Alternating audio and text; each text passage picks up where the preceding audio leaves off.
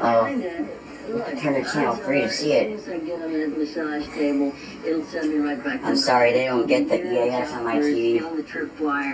I think I have a compromise.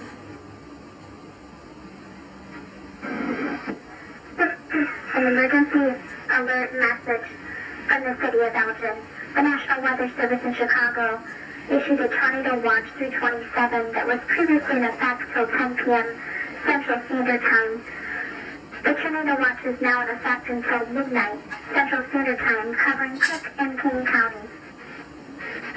Elgin emergency service is clear at 9:55 p.m. on May 22nd, 2011, KMBX 891.